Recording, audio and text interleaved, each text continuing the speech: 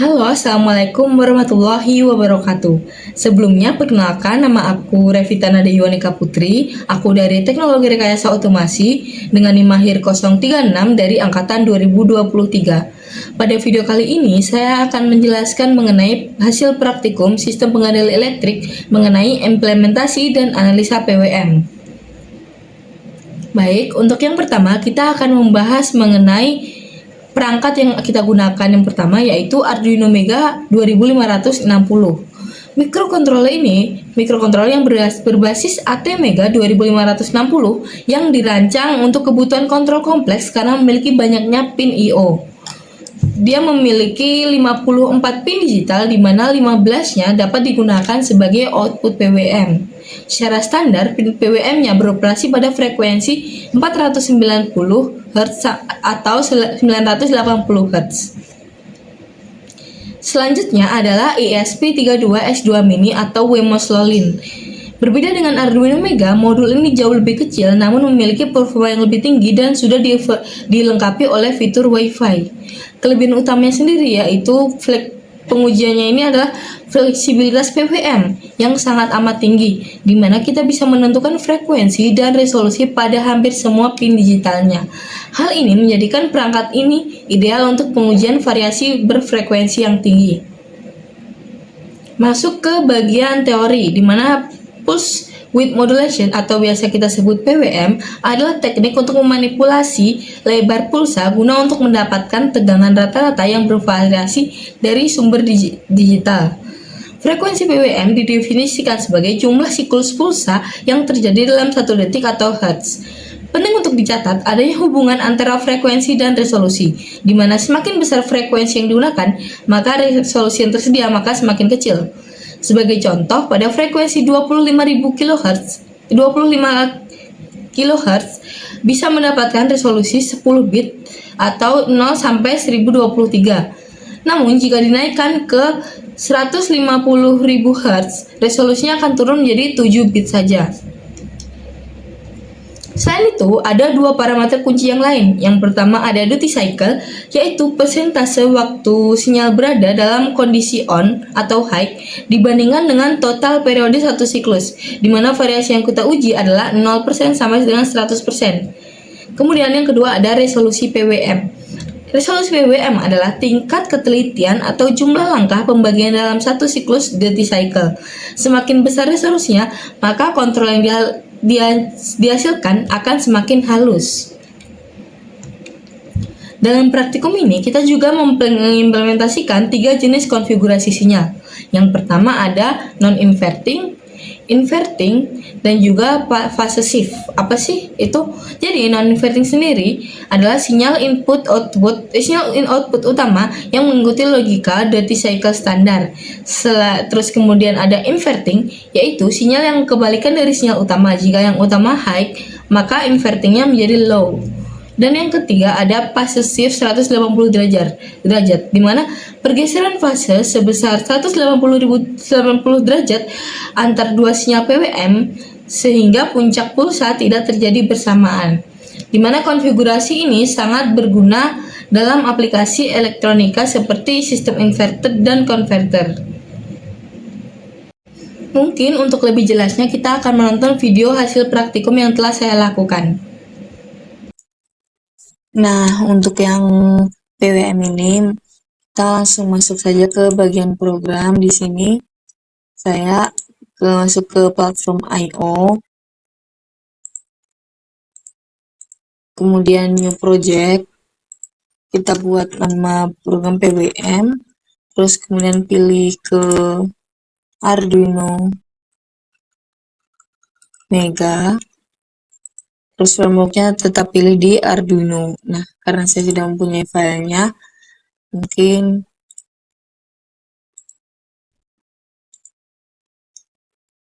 ini file saya. Sini saya sudah mengaturnya. Terus kemudian saya sudah menyiapkan promnya seperti berikut ini.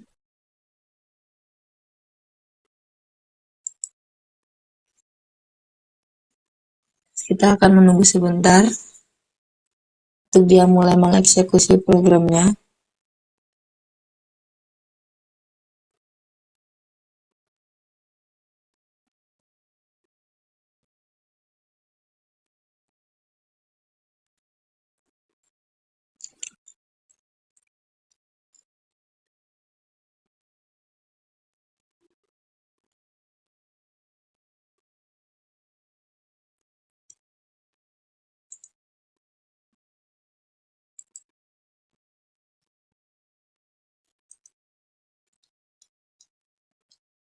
Nah, di sini dia membuatkan lagi 2 file, dimana yang pertama firmware buat ESP-nya seperti berikut ini. Kemudian dia mengatur sendiri platform I/O-nya, yaitu ESP32 Wemo Slowlink ini. Terus di firmware Uno kita melihat dia membuat source code main.c-nya seperti ini. Terus platform I/O-nya juga seperti ini. Terus kemudian di main.py-nya seperti ini. Nah, mungkin saya akan menjelaskan terlebih dahulu isi programnya, mulai dari yang di firmware di Arduino.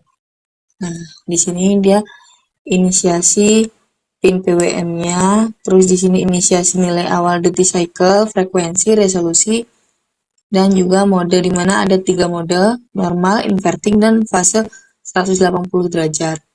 Di sini dia inisiasi setup, di mana pin PWM itu sebagai output. Kemudian serial begin berikut ini. Kemudian dia setup timer juga.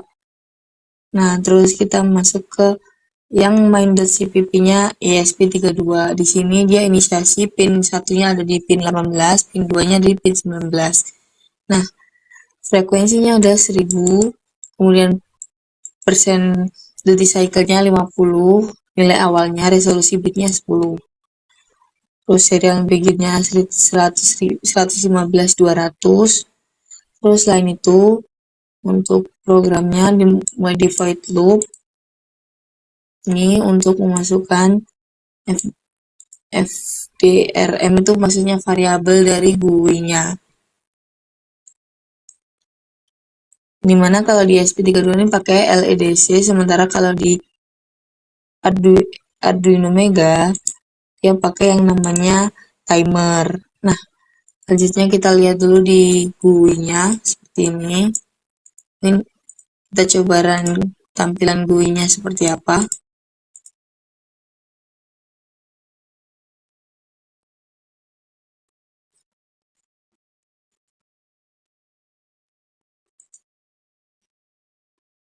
Nah, tampilan GUI-nya seperti berikut ini. Jadi kita bisa memilih mode. Ketika pengujian yang pertama, modenya adalah normal. Kemudian jika pengujian kedua, maka modenya adalah inverting, dan pengujian yang ketiga adalah 180 derajat fase shift. Sama dengan halnya dengan ESP32, saat pengujian yang keempat, kan ada 6 percobaan, dimana 3-nya Arduino, 3-nya lagi ESP. Nah, yang ESP itu pengujian yang keempat kita menggunakan mode normal, kemudian yang kelima itu menggunakan mode inverting, yang keenam menggunakan 180 derajat fase shift. Di sini kita bisa mengatur frekuensinya dan juga duty cycle-nya. Nah, mungkin untuk lebih jelasnya kita langsung masuk saja ke video percobaan. Oke, masuk ke pengujian yang pertama, dimana pada pengujian yang pertama ini saya menggunakan Arduino Mega 2560. Langkah awal dimulai dengan pengaturan environment pada platform I/O, dimana di sini saya menggunakan board Mega 2560.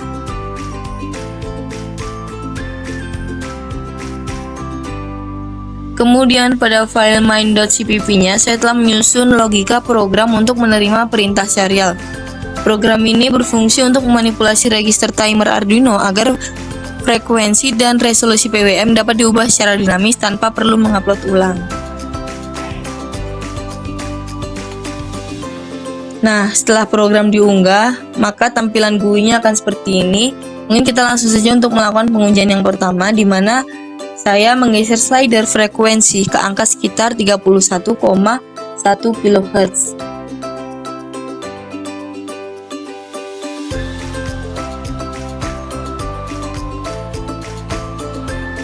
Nah, sekarang kita validasi menggunakan osiloskop. Bisa dilihat pada osiloskop sendiri, frekuensi tersebut terukurnya adalah 30,9 kHz. Terdapat sedikit selisih error antar setting di GUI dengan output aktual, tapi hal ini tuh wajar karena keterbatasan pembagian clock pada hardware timer Arduino, tapi sinyalnya masih sangat stabil.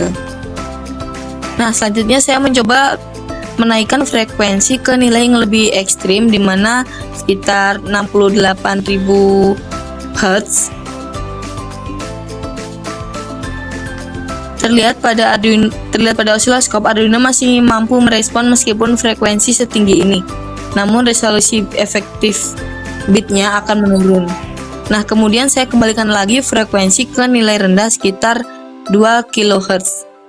Untuk memastikan fleksibilitas pengaturan timer bekerja dengan baik di rentang frekuensi audio.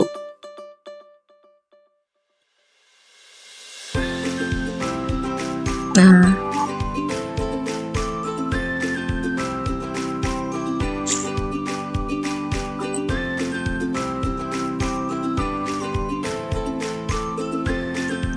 dimana semakin besar frekuensi maka semakin banyak pula gelombang kotaknya.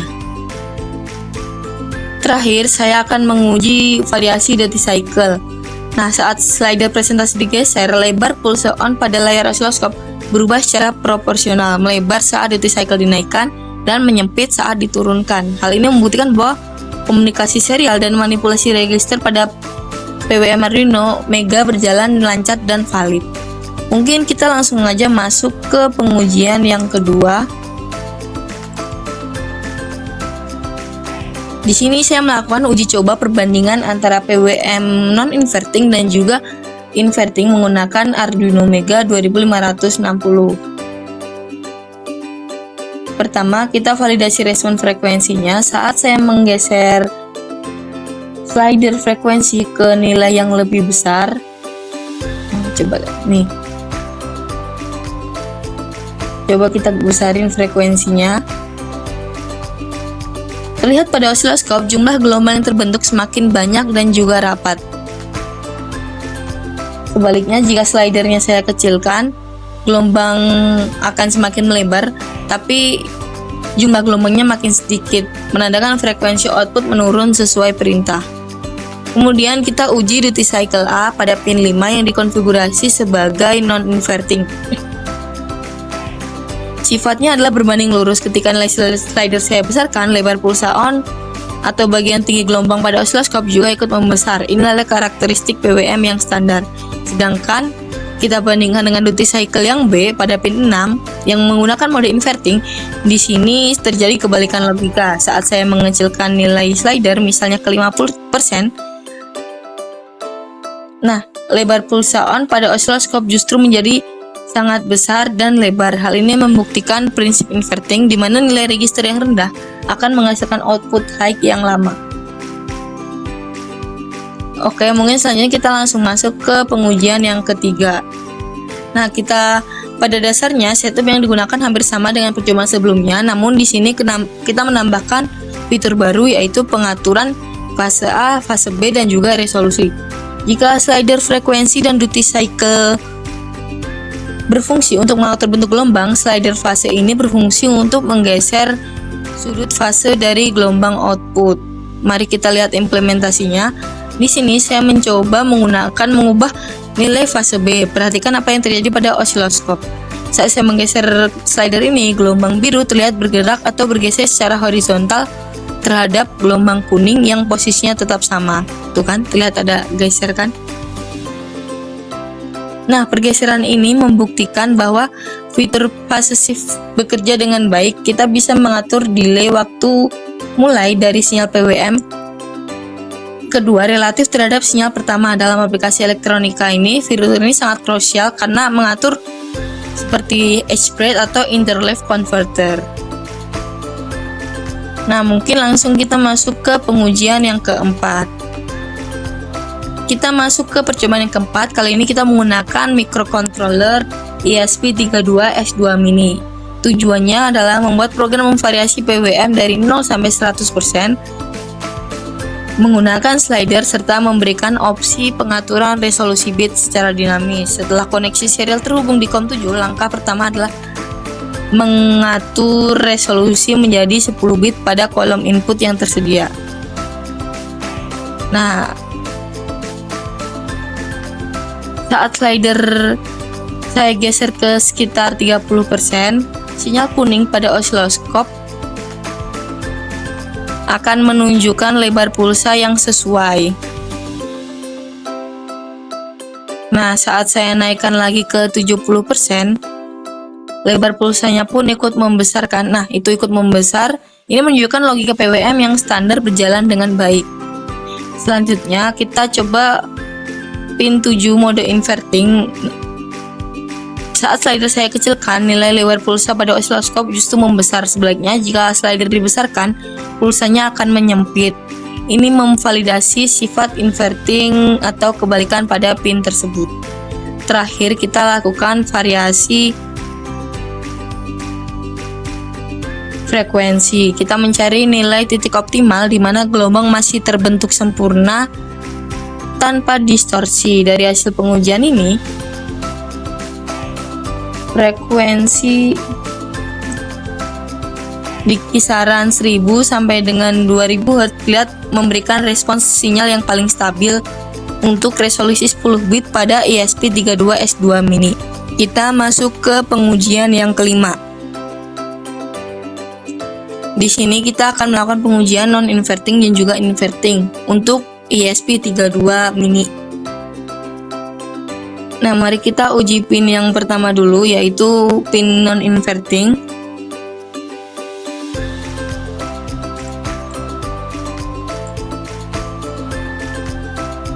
Saat saya geser slider ke 30%, sinyal terbentuk sesuai proporsinya.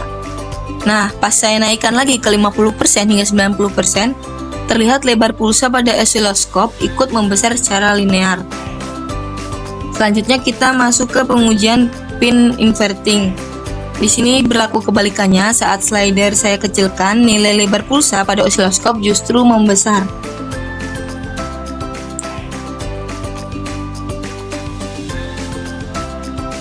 Sebaliknya, saat saya kecilin, saya besarin 100%, lebar pulsanya akan menyempit. Oke, kita masuk ke pengujian yang terakhir, yaitu di sini kita disuruh untuk melakukan pengujian implementasi pergeseran fasa atau fase shift sebesar 180 derajat antar dua kanal PWM. Pada GUI saya telah mengatur fasa PWM 5 dan juga fasa PWM 7 seperti berikut ini.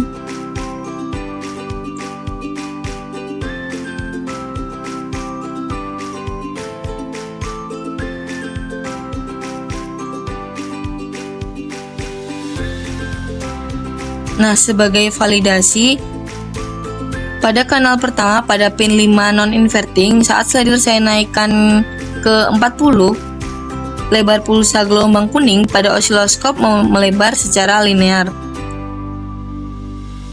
Sekarang perhatikan juga hubungan antara gelombang kuning dan juga biru. Terlihat jelas bahwa gelombang biru tidak dimulai bersamaan dengan gelombang kuning. Terdapat jeda atau pergeseran posisi yang signifikan. Inilah visualisasi dari fase shift 180 derajat di mana sinyal kedua baru aktif setelah setengah periode dari sinyal pertama berlalu. Terakhir, kita uji kanal kedua pada pin 7 yang berjalan pada mode inverting, sekaligus tergeser fasanya. Dimana tapi logika invertingnya tetap berjalan. Saat slider saya set di tinggi di 80, duty cycle pada layar justru akan menyempit.